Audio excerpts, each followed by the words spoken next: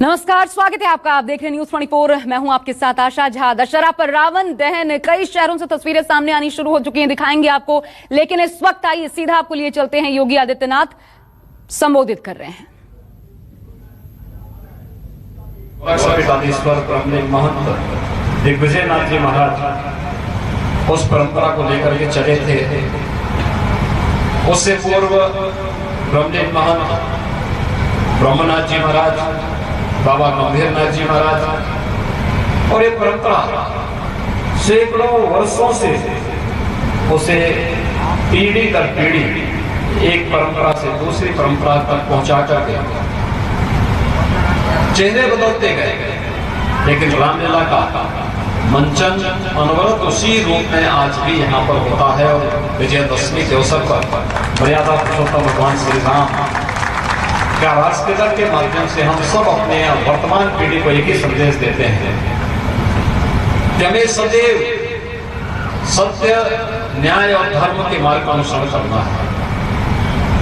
ये धर्म जो हमें सदैव अपने कर्तव्यों के पथ पर अग्रसर करने की प्रेरणा प्रदान करता है। धर्म केवल उपासना विधि नहीं है, धर्म एक प्रेरणा है कर्तव्य की, अपने कर्तव्य पथ पर अग्रसर होने की और कर्तव्य पथ पर अग्रसर होने की जो प्रेरणा है, उस प्रेरणा के साथ हम सब जुड़े हुए हैं। यही तो प्रेरणा हमें वर्तमान में प्रत्येक नागरिक के जीवन में कल्याण का मार्ग प्रशस्त करने के लिए आगे बढ़ाती है। और मेरा ये मानना है, जब तक मर्यादा पुरुषोत्तम भगवान श्री राम के पावन कथा का गान घर घर में होता रहेगा, भारत का कोई बाल बांका नहीं कर पाएगा। आपने देखा होगा, धैर्य पूर्वक स्थिर चित्त के साथ जब किसी एक अभियान के साथ भारतीय जनमानस एकजुट होकर के चलता है, नेतृत्व के प्रति अटूट निष्ठा रहती है, तो सफलता अवश्य प्राप्त होती है। 500 वर्षों से अयोध्या में श्री राम जन्मभूमि पर गुलामी के जिन बादलों ने उसे घेर करके भारत को अपमानित करने का प्रयास किया था, आज वे सब एक एक करके छटते गए। एक लंबे संघर्ष के बाद बड़ा आंदोलन हुआ। कोई ऐसा पथ नहीं था जिस पथ का अनुसरण करते हुए राम भक्तों ने श्री राम मंदिर के पुनर्निर्माण के लिए उस अभियान को आगे न बढ़ाया। लेकिन सत्य की जीत होती है और न्याय सदैव सत्य के साथ रहता है। लेकिन न्याय और सत्य को प्राप्त करने के लिए धर्म का मार्ग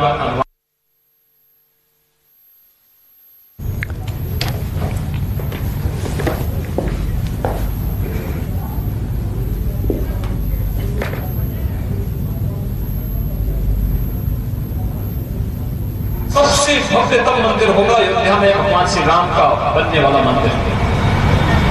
युद्ध स्तर पर कार्य प्रारंभ हो चुका है। स्थितियां इस बात को प्रदर्शित करती हैं कि नेतृत्व तो सही है, आम जनमानस के मन में उनकी नीति और नीयत में कोई खोट नजर न आता हो, और पूरी निष्ठा के साथ आम जनमानस अगर अपने नेतृत्व पर विश्वास करते इस अभियान के साथ जुड़ा है, तो आपको सफलता से कोई रोक नहीं सकता है। और अयोध्या में श्री राम जन्मभूमि पर भव्य मंदिर निर्माण का मार्ग प्रशस्त होना इसी बात को प्रदर्शित करता है। आज भारत ने राम मंदिर के निर्णय के बाद प्रधानमंत्री मोदी जी के नेतृत्व में भारत की सांस्कृतिक विरासत को वैश्विक मंच पर प्रस्तुत करने में कितनी बड़ी मदद की है। आज पूरी दुनिया भारत के संविधान का समर्थन करती है। आज वैश्विक मंच पर भारत की परंपराएं जो हजारों वर्षों की विरासत थी, एक एक करके वैश्विक मंच पर छाती जा रही है। और वर्तमान में आपने देखा होगा किस हद तक जाकर के हम लोगों ने इसमें सफलता प्राप्त की है। ये सफलताएं तो कोरोना कालखंड में भी आपने देखा होगा। कोरोना इस सदी की सबसे बड़ी महामारी है। अनेक लोगों ने अपने प्रियजनों को खोया। हम सबकी संवेदना उन सभी के प्रति है, लेकिन उस सब के बावजूद लोगों ने, दुनिया ने भारत की आयुष पद्धति को। तो आप सुन रहे थे मुख्यमंत्री योगी आदित्यनाथ को। आज विजयादशमी पर मुख्यमंत्री संबोधित कर रहे थे। इसके पहले पूजन अर्चन भी उन्होंने किया। वो अनूठी झलकियां भी हमने आपको दिखाई। पारंपरिक लिबास में नाथ समुदाय के मुख्यमंत्री योगी आदित्यनाथ। और अब आपको हम लिए चलते हैं, क्योंकि दशहरा है। बुराई पर अच्छाई की जीत के प्रतीक के रूप में इस दिन को मनाया जाता है। रावण दहन का कार्यक्रम देश भर में जगह जगह पर हो रहा है। मैं सीधा आपको लिए चलती हूं। मेरे साथ इस वक्त मेरे 4 सहयोगी जुड़ चुके हैं। दिल्ली से अमित पांडे हमारे साथ जुड़े हुए हैं, यहां की झलकियां। इसके अलावा मध्य प्रदेश में भोपाल से विपिन श्रीवास्तव हमारे साथ हैं। अयोध्या से हमारे साथ दिव्या लक्ष्मण किला से इस वक्त मौजूद है, आप उनको देख सकते हैं। और इसके अलावा संकेत पाठक सांता क्रूज से हमारे साथ हैं। सबसे पहले तो मैं दिल्ली का ही रुख करना चाहूंगी। अमित, वहां की तस्वीरें दिखाइए। इस बार क्या अलग है? हालांकि कोरोना काल ये दूसरा साल है, लेकिन पिछली बार से स्थितियां बेहतर हैं। क्या देखने को मिल रहा है? वहां की तस्वीरें दिखाइए।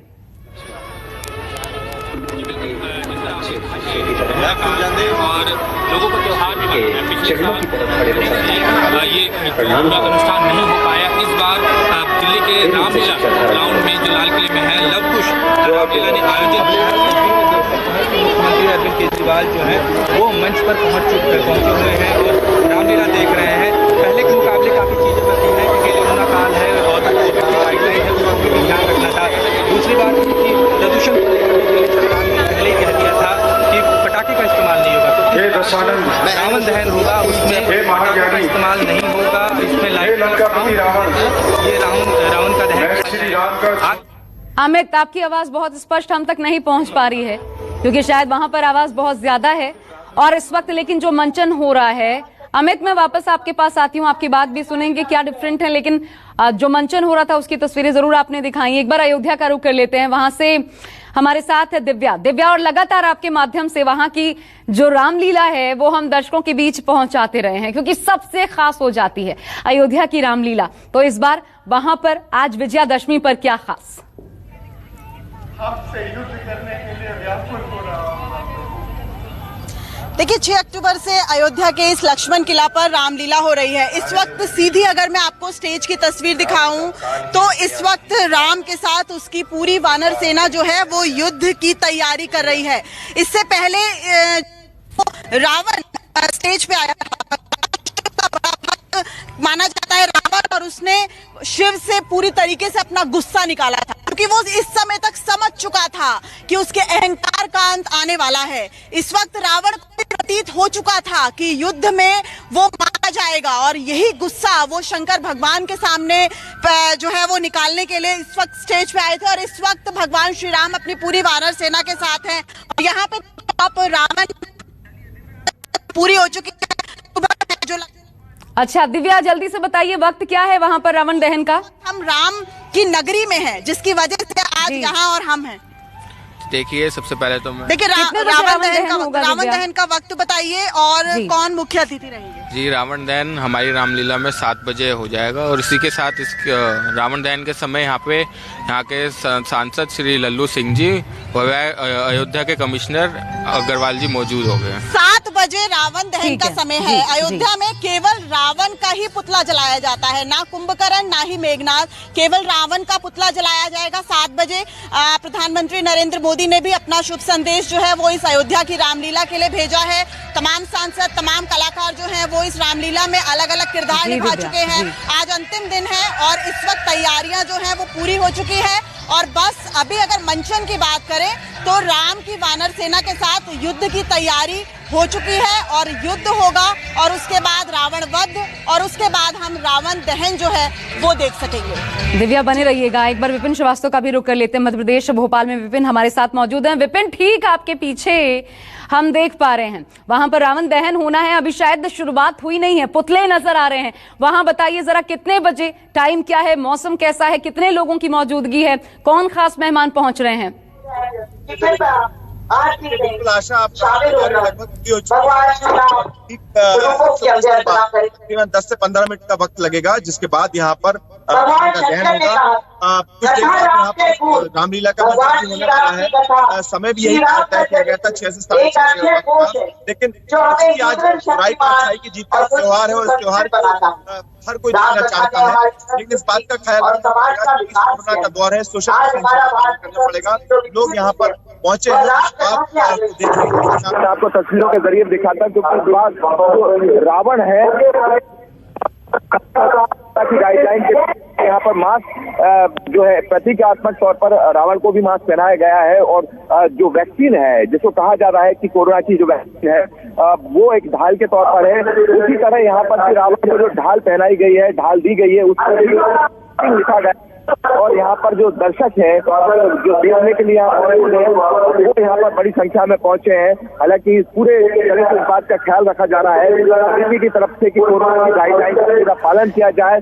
विपिन, बोलते हुए अगर आप इन प्रतिमाओं का क्लोज लुक भी दिखा पाए तो बहुत बेहतर होगा, काफी खूबसूरत नजर आ रही हैं। जी बिल्कुल बिल्कुल आशा, मैं दिखाने की कोशिश करता हूं आपको।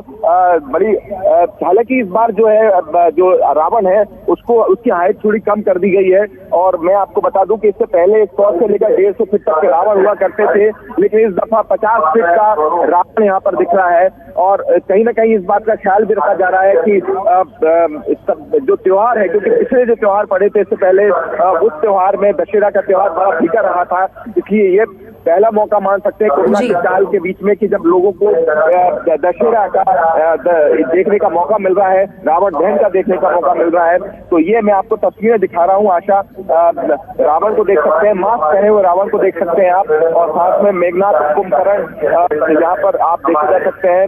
तो क्योंकि ये तो एक प्रतीकात्मक त्योहार है, लेकिन यकीनन लोगों को लगता है कि इस त्योहार से बहुत कुछ सीखने को मिलता है और बड़ा उत्साह भी लोगों को देखने को मिल रहा है। बिल्कुल सही कहा आपने, हर त्योहार एक सीख देता है विपिन, यही दरअसल हमें सीखने की जरूरत है आज के दिन। अब गुणों को मारकर अपने गुणों के प्रति और ज्यादा जागरूक होने की जरूरत का भी दिन है, इस रूप में खुद को प्रेरित किया जा सकता है। मैं सीधा रुक करती हूँ, मेरे साथ सांता क्रूज से इस वक्त संकेत भी हैं। संकेत, आप कहां पर इस वक्त मौजूद है? वहां पर कितनी बड़ी प्रतिमाएं मौजूद हैं? और क्योंकि कोरोना काल है तो कोविड प्रोटोकॉल का क्या पालन हो पा रहा है?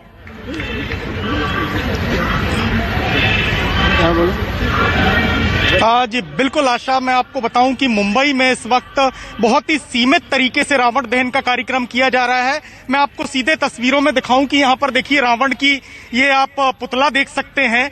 अक्सर हम देखते आए हैं कि पहले करीब 40 या 50 फीट तक का जो रावण का पुतला हुआ करता था वो लगाया जाता था, लेकिन इसकी जो लंबाई है वो थोड़ी कम कर दी गई है, क्योंकि मुंबई में कोविड के जो नियम है उनको मानने के लिए कहा गया है, उनका पालन करने के लिए कहा गया है। हमारे साथ आयोजक मौजूद हैं, उनसे ही हम जानेंगे। सर, ये बताइए कि कितने बजे का टाइम रखा है दहन का और कोविड प्रोटोकॉल का किस तरीके से पालन हो रहा है? हमने आज टाइम 8 बजे का रखा है, जबकि पहले हम लोग 10 बजे करते थे। और दूसरे कह सकते हैं जैसे पहले होता था 4 युग, ये 5वां युग अब नया आया है जो कोरोना युग। इस कोरोना युग में हम रावण का दहन आज 8 बजे करेंगे। अच्छा। और प्रोटोकॉल संकेत, थोड़ा सा वक्त की कमी है और दिल्ली की भी तस्वीर दिखाना जरूरी है, इसलिए हम वापस आपके पास आते हैं, बने रहिएगा। लेकिन अमित का रुख कर लेती हूँ। अमित, क्योंकि दिल्ली में बहुत कुछ बदला है इस बार, ये भी जानने को मिला कि शायद आतिशबाजी नहीं हो रही, सिर्फ ऑडियो सुनाई पड़ेगा। प्रतिमाओं का कद कितना घटा है, क्या डिफरेंस है पिछले साल अगर छोड़ दें तो उसके पहले से अब, और लोगों में उत्साह कितना है?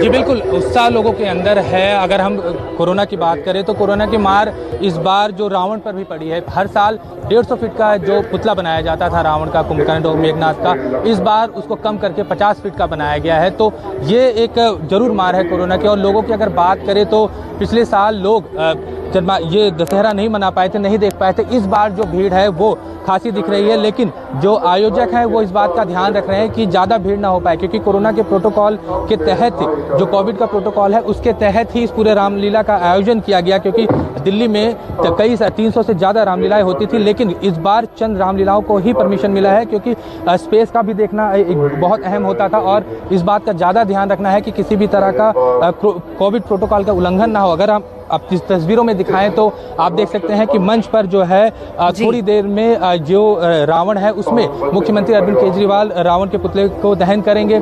स्टेज पर मुख्यमंत्री पहुंच चुके हैं और इस पूरे इस कार्यक्रम को वो खुद देख रहे हैं। आधे घंटे हुआ मुख्यमंत्री को यहाँ पहुंचे हुए और खुद मुख्यमंत्री सारी चीजों को देख रहे हैं। और अगर लोगों की बात करें तो लोगों से हमने बात की, काफी उत्साह है लोगों के बीच में। लोगों का कहना है कि पिछले साल वो इस वक्त को बहुत काफी ज्यादा मिस कर रहे थे और काफी उत्साहित भी नजर आ रहे हैं। थोड़ा सा वक्त कमी है इसलिए आपको रोकना पड़ रहा है। अमित, बहुत शुक्रिया आपका भी, दिव्या आपका भी, विपिन हमारे साथ जुड़े हुए थे और संकेत मुंबई से, आप सभी का बहुत बहुत शुक्रिया।